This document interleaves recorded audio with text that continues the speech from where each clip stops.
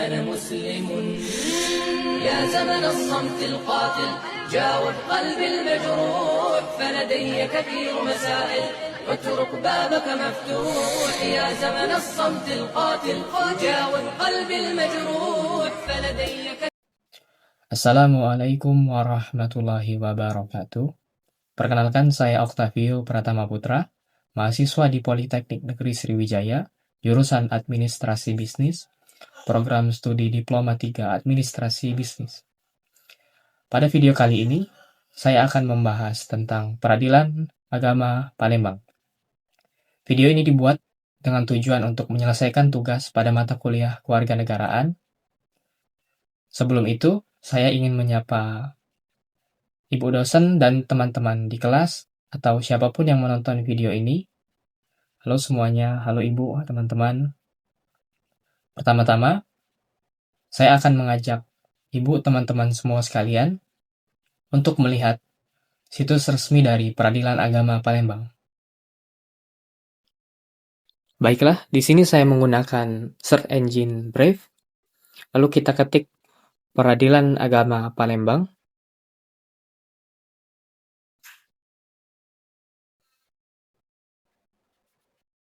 Kita klik yang paling atas ini. Nah, begini tampilan awal dari website Peradilan Agama Palembang.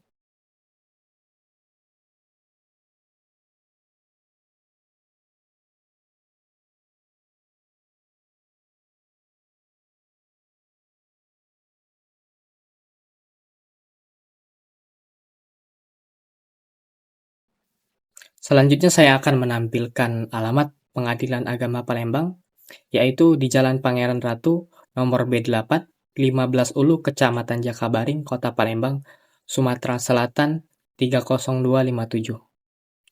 Berikut tampilan bila kita mengaksesnya melalui Google Maps.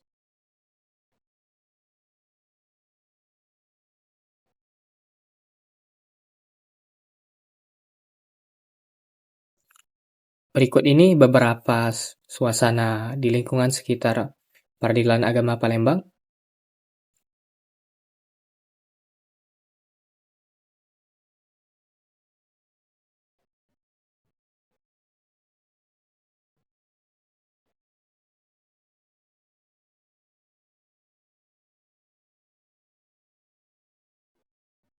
Berikut ada pernyataan komitmen.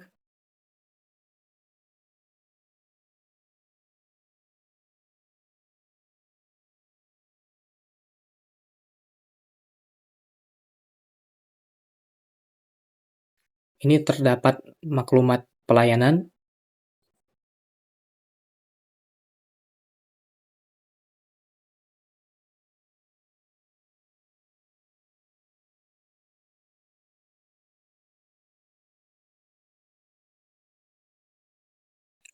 Berikut terdapat sertifikasi akreditasi.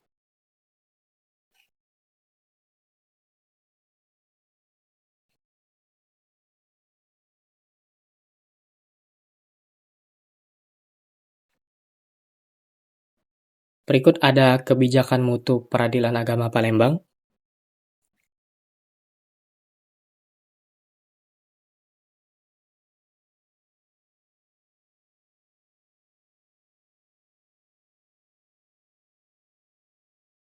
Berikut ada 10 budaya malu Peradilan Agama Palembang. Setelah kita membahas alamat tadi, kita akan membahas visi dan misi Peradilan Agama Palembang. Berikut saya tampilkan visi dan misi Peradilan Agama Palembang.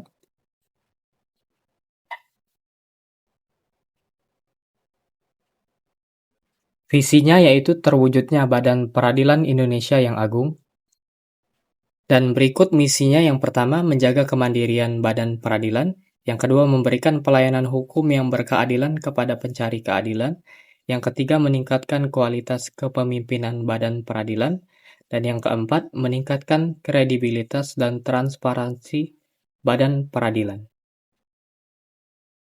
Sebelum lanjut ke tugas pokok dan fungsi Peradilan Agama Palembang, di sini saya akan membahas rute perjalanan menuju ke Peradilan Agama Palembang jika kita berangkat dari kampus Politeknik Negeri Sriwijaya yang berada di Bukit. Alamat lengkapnya yaitu Jalan Srijaya Negara, Bukit Lama, Kecamatan Ilir Barat 1, Kota Palembang, Sumatera Selatan, 30128. Berikut ada beberapa rute yang bisa kita tempuh. Salah satu rutenya kalau kita menggunakan motor sekitar 21 menit sampai 22 menit. Kalau kita menggunakan kendaraan roda 4 sekitar 34 menit. Dan ada rute yang lebih panjang yaitu 35 sampai 37 menit.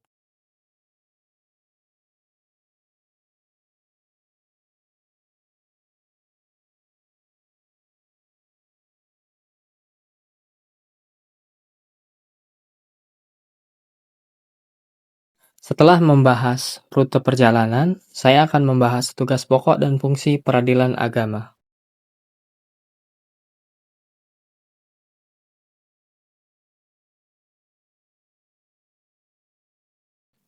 Yang pertama yaitu tugas pokok.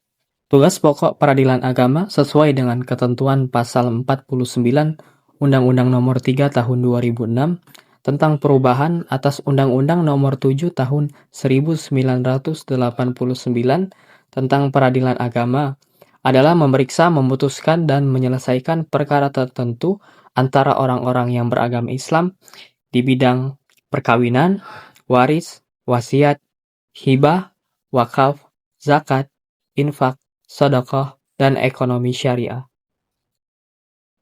Yang kedua yaitu fungsi pengadilan agama. Ada beberapa fungsi pengadilan agama seperti fungsi mengadili, judicial power, yakni menerima, memeriksa, mengadili, dan menyelesaikan perkara-perkara yang menjadi kewenangan pengadilan agama dalam tingkat pertama. Hal ini merujuk pada pasal 49 Undang-Undang Nomor 3 Tahun 2006. Selanjutnya fungsi pembinaan, yakni memberikan pengarahan, bimbingan, dan petunjuk kepada pejabat struktural dan fungsional di bawah jajarannya, baik menyangkut teknis yudisial, administrasi peradilan, maupun administrasi umum, perlengkapan, keuangan, kepegawaian, dan pembangunan. Hal ini merujuk pada pasal 53 ayat 3 Undang-Undang Nomor 3 Tahun 2006. Jo KMA nomor KMA garing 080 garing 8 garing 2006. Selanjutnya, fungsi pengawasan, yakni mengadakan pengawasan melekat atas pelaksanaan tugas dan tingkah laku hakim, panitera, sekretaris, panitera pengganti, dan jurusita garing jurusita pengganti di bawah jajarannya agar peradilan diselenggarakan dengan seksama dan sewajarnya. Hal ini merujuk pada pasal 53 ayat 1 dan 2 Undang-Undang Nomor 3 Tahun 2006 dan terhadap pelaksanaan administrasi umum kesekretariatan serta pembangunan. Hal ini merujuk pada KMA nomor KMA garing 080 garing 8 garing 2006. Selanjutnya, terdapat fungsi nasihat, yakni memberikan pertimbangan dan nasihat tentang hukum Islam kepada instansi pemerintah di daerah hukumnya, apabila diminta. Hal ini merujuk pada pasal 52 ayat 1 Undang-Undang Nomor 3 Tahun 2006. Lalu yang terakhir ada fungsi administratif, yakni menyelenggarakan administrasi peradilan, teknis dan persidangan, dan administrasi umum, yaitu kepegawaian, keuangan, dan umum atau perlengkapan. Hal ini merujuk pada KMA nomor KMA garing 080 garing 8 garing 2006. Selanjutnya terdapat fungsi lainnya. Yang pertama yaitu melakukan koordinasi dalam pelaksanaan tugas hisab dan ruqyat dengan instansi lain yang terkait seperti Depak, MUI, Ormas Islam, dan lain-lain. Hal ini merujuk pada pasal 52A Undang-Undang Nomor 3 Tahun 2006. Yang kedua yaitu pelayanan penyuluhan hukum, pelayanan riset atau penelitian, dan sebagainya, serta memberikan akses yang seluas-luasnya bagi masyarakat dalam era keterbukaan dan transparansi informasi peradilan, sepanjang diatur dalam Keputusan Ketua Mahkamah Agung Republik Indonesia nomor KMA garing 144 garing SK garing 8 garing 2007 tentang keterbukaan informasi di pengadilan. Selanjutnya, saya akan membahas profil pimpinan Pengadilan Agama Palembang. Yang pertama yaitu Ketua Pengadilan Agama Palembang. Bisa dilihat pada layar, beliau bernama Muhammad Aliuddin SAG MH. Beliau lahir di Ogan Komering Ulu atau biasa kita kenal dengan Oku. Beliau lahir pada tanggal 12 Agustus 1974. Beliau berdomisili di Palembang dan beliau menjabat sebagai Ketua Pengadilan Agama Palembang dari 2024 sampai sekarang, 2025. Beliau menempuh pendidikan S1 di Institut Agama Islam Negeri Raden Fatah, Palembang, dan menempuh pendidikan S2 di Universitas Batanghari, Jambi.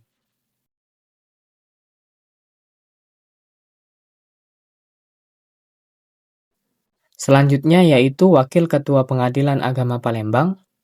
Bisa dilihat pada layar, beliau bernama Doni Dermawan, SAG MHI. Beliau lahir di Pariaman pada 2 Juli 1975. Beliau berdomisili di Palembang dan menjabat sebagai Wakil Ketua Pengadilan Agama Palembang dari tahun 2024 sampai sekarang. Beliau menempuh pendidikan S1 di Institut Agama Islam Negeri Imam Bonjol, Padang, dan menempuh pendidikan S2 di Universitas Muhammadiyah, Sumatera Barat.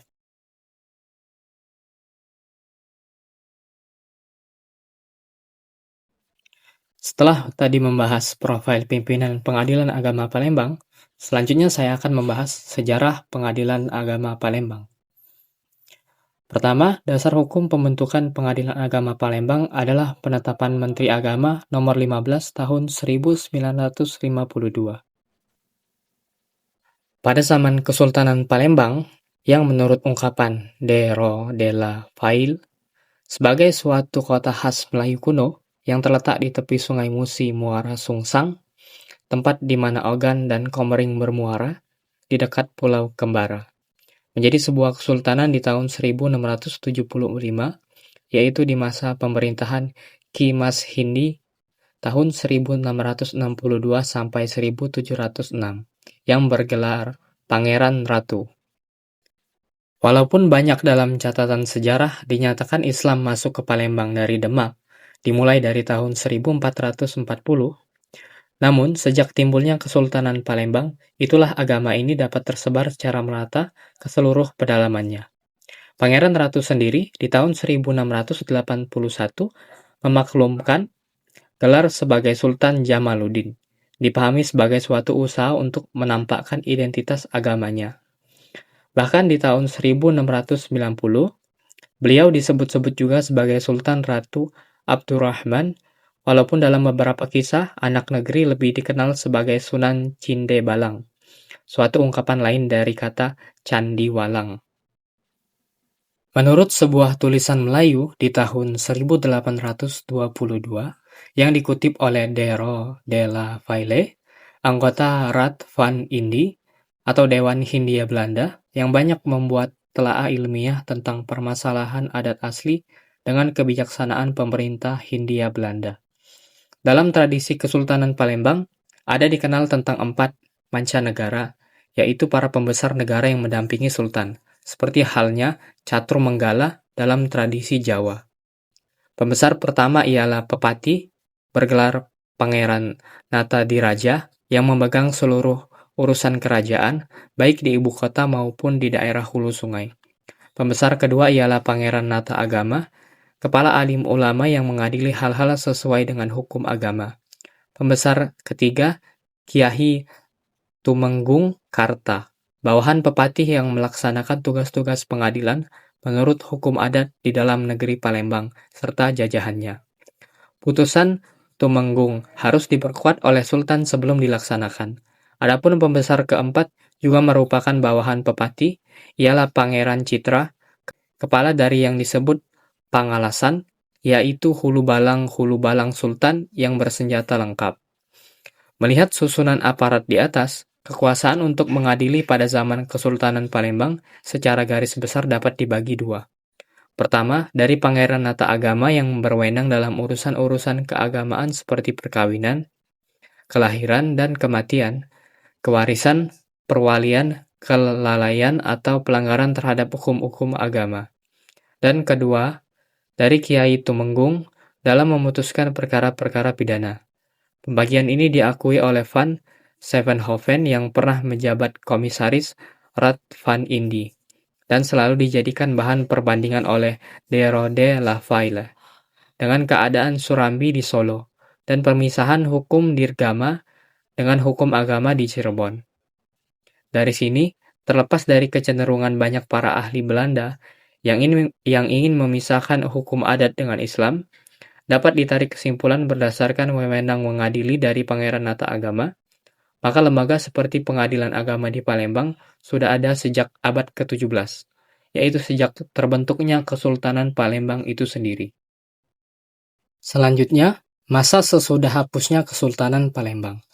Masa surutnya Kesultanan Palembang boleh dikatakan dimulai ketika di tahun 1790, yaitu Belanda mengadakan perundingan dengan Sultan Mahmud Badarudin untuk memaksa agar Sultan memenuhi kewajiban-kewajibannya sesuai dengan kontrak dan melunasi hutang-hutang yang diberikan oleh pemerintah Batavia di tahun 1731 dan 1742 kepada neneknya Sultan Badarudin Lemah Abang. Ketika Sultan menolak untuk dipaksa dan bahkan menerima tawaran bantuan senjata dari Raffles untuk mengusir Belanda, pemerintah Batavia mendapat alasan yang kuat untuk menyerang dan menguasai Palembang sepenuhnya. Dan dengan demikian, berakhirlah sejarah Kesultanan Palembang. Walaupun demikian, lembaga peradilan agama yang menjadi wewenang dari Pangeran Nata Agama tetap berjalan. Tentu saja bukan sebagai aparat pemerintah, seperti di zaman Sultan, melainkan sebagai pejabat tradisional yang lebih dikenal dengan sebutan Pangeran Penghulu, dengan wewenang yang lebih sempit meliputi urusan perkawinan, waris, hibah, wakaf umum, penentuan awal puasa, dan hari raya. Masih berjalannya fungsi Pangeran Nata Agama ini terbukti dari produk hukum tertua yang berhasil diketemukan berbentuk penetapa hibah di tahun 1878. Selanjutnya, yaitu di tengah suasana revolusi kemerdekaan. Dalam suasana gejolak revolusi kemerdekaan, Mahkamah Syariah di Palembang dibentuk pada tanggal 1 Agustus 1946 yang diketuai oleh Kiai Haji Abu Bakar Bastari. Pembentukan mahkamah ini diakui sah oleh Wakil Pemerintah Pusat Darurat di Pematang Siantar dengan kawatnya tertanggal 13 Januari 1947. Tetapi keadaan ini tidak berlangsung lama karena pecahnya Kelas II dan Palembang jatuh kembali ke tangan pihak Belanda. Dengan sendirinya, Mahkamah Syariah yang baru lahir itu bubar karena pemerintah militer Belanda lebih setuju bidang peradilan agama diletakkan di bawah kekuasaan pengadilan adat. Hal ini terbukti dari usaha mereka selain merestui berdirinya suatu pengadilan agama Islam, yang lain dari Mahkamah Syariah yang sudah ada. Mereka juga membentuk pengadilan banding yang disebut Rapat Tinggi yang baru di Palembang. Sesudah penyerahan kedaulatan, atas instruksi Gubernur Sumatera, Mr. Tengku Muhammad Hasan, dibentuk Pengadilan Agama Provinsi di Palembang pada tahun 1950 dengan ketuanya Kiai Haji Abu Bakar Bastari. Pengadilan ini walaupun menyandang predikat provinsi, bukanlah pengadilan tingkat banding. Terbukti dengan persetujuan Residen Palembang tanggal 25 September 1950 nomor A/14/9648. Pengadilan ini mengadakan sidang keliling ke daerah Ogan Komering Ilir atau Oki sebanyak 2 kali dan ke daerah-daerah Ogan Komering Ulu, Oku, dan Lubuk Linggau masing-masing 1 kali. Menurut catatan Kiai Haji Abu Bakar Bastari, selama berdirinya pengadilan ini berhasil menyelesaikan sebanyak 228 perkara. Seperti halnya Mahkamah Syariah Palembang, Pengadilan Agama Provinsi ini pun tidaklah berumur panjang.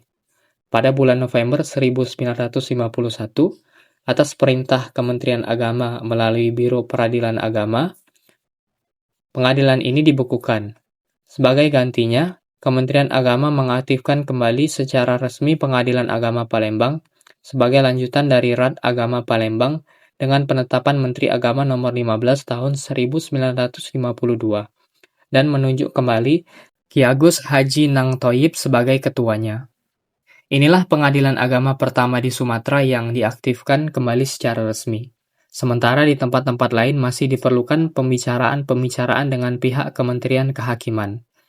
Pada tahun 1955, Ki Agus Haji Nang Thoib memulai menjalani masa pensiun dan digantikan oleh Kiai Haji Abu Bakar Bastari.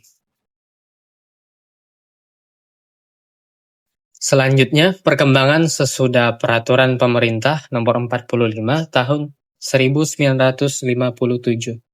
Sebagai realisasi dari Peraturan Pemerintah Nomor 45 Tahun 1957 tentang Pengadilan Agama atau Mahkamah Syariah di luar Jawa dan Madura, pada tanggal 13 November 1957, Menteri Agama mengeluarkan Penetapan Nomor 58 Tahun 1957 tentang pembentukan Pengadilan Agama atau Mahkamah Syariah di Sumatera.